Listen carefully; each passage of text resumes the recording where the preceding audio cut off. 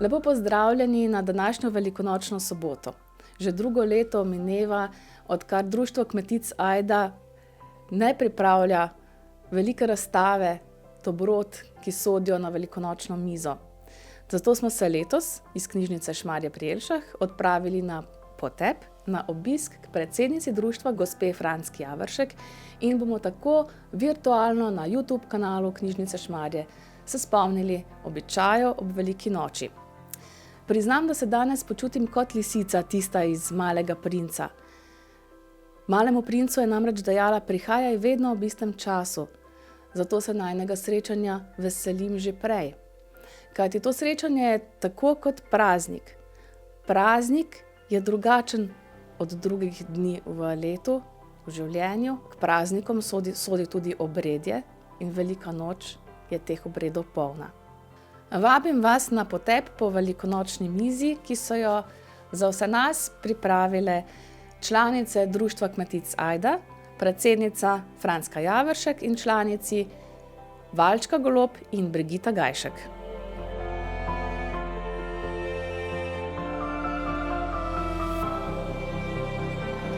Eno lepo dobro jutro, seveda na veliko soboto. Na veliko soboto zjutraj se je prvo, kar se je neslo, se je nesla goba. Pred cerkvo je bil ogenj in goba se je zažgala in potem je prišla goba domov.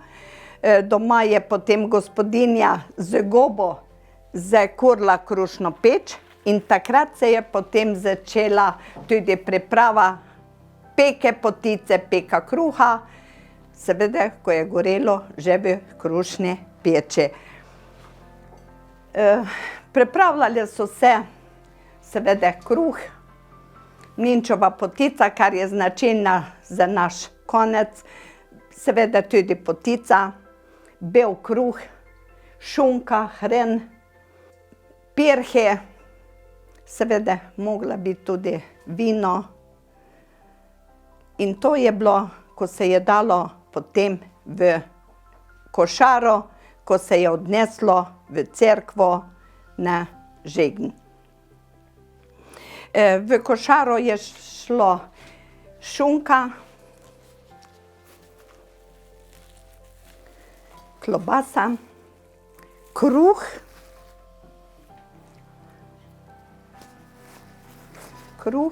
hren, jajčko, seveda pa še potica, kajti takrat se je nesla v tistih velikih jerbasah, nesla cela mlinčeva potica, samo mi bomo pa zdaj en košček odrezali, ker ne bo šlo notro v našo košaro, ko jo bom potem odnesla v cerkvo na blagoslov.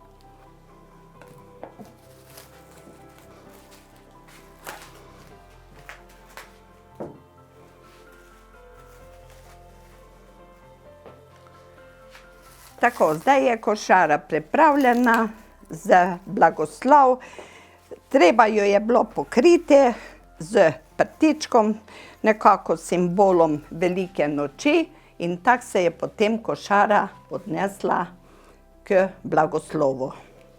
Ker je bilo to blagoslov jedi in razstava velikonočnih dobrot Društva kmetic Ajda vse leta v kulturnem domu. Bili smo visoko počaščeni, da je prišel gospod župan zaželeti velikonočne praznike, seveda in tudi gospod dekan blagoslovo naše jedile. Zdaj bi pa prosila besedo gospodu županu, da spregovori par besed. Lepo pozdravljeni še v mojem imenu. V imenu naše lokalne skupnosti občine Šmarje pri Jelšah naj najprej zaželim vesele velikonočne praznike vsem Šmarčankom in Šmarčanom. Iskrene čestitke Društvu kmetic Ajda, vsem članicam, predvsem pa gospe Francky Javršek, zato da se vsako leto potrudi in nadaljuje to tradicijo peke mlinčeve potice, tako kot so jo pekle naše stare mame in naše mame. Ona je tista gonilna sila, ki v bistvu žene naprej to našo tradicijo v našem kraju peke mlinčeve potice. Jaz verjamem, da bo svojo vnemo in svojim trudom to peko potice in v bistvu vse, kar ona počne v društvu Kmetic Ajda, prenesla tudi na mlajše rodove, tako da bodo lahko naši zanamci tudi uživali v vseh teh dobrotah, tako kot uživamo mi. Še enkrat vesele velikonočne praznike in dober tek ob vseh teh dobrotah.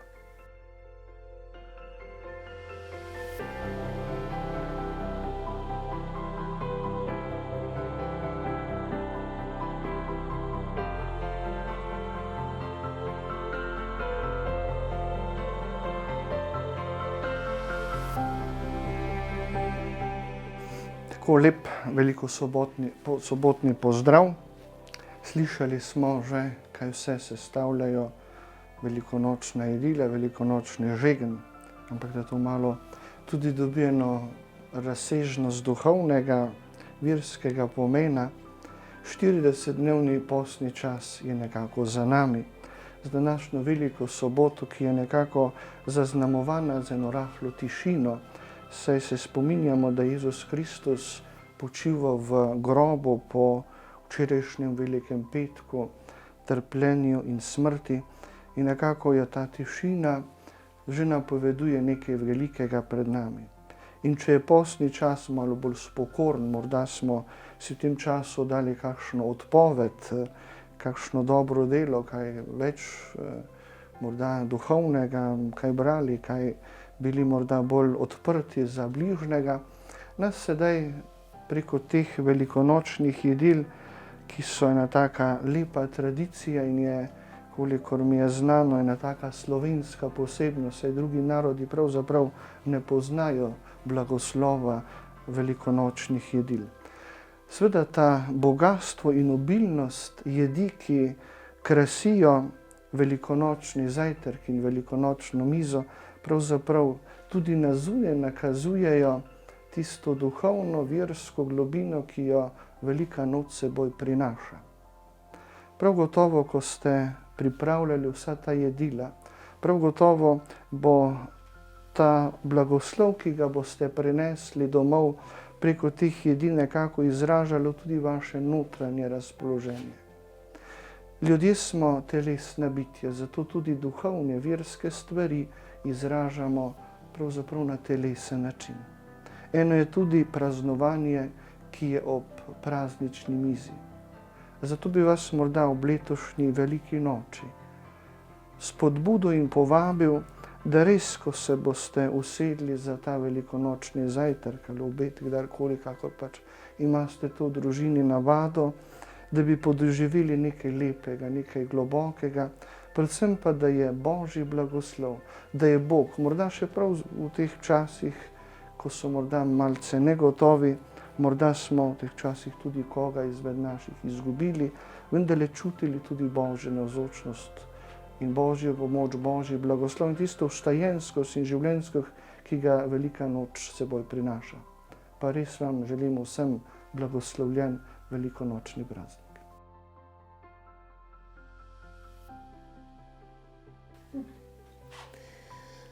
Ne samo pri pripravi prazničnih jedi, pri pripravi vsakršnih jedi je zelo pomembna, bistvena sestavina, ki te jedi dela izjemno okusne. O tem pripoveduje naslednja zgodbica. Nekoč je živela velika družina. Otroci so se mami po kuhinji motali pod nogami, jo spremljali pri njenem delu, ves čas pa so se spraševali, kaj je tisto, kar mama daje v hrano, da je tako zelo dobra. Seveda so jo spraševali, mama, kaj daješ ti v hrano? A mama se je le nasmehnila in bila tiho.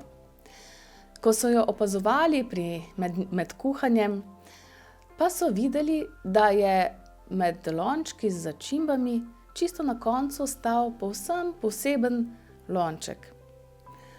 Vedno je, tik preden je jed postavila na mizo, vzela lonček s police, tisti posebni lonček, ga odprla, posula ščepec tiste sestavine, lonček pokrila in ga vrnila nazaj na polico.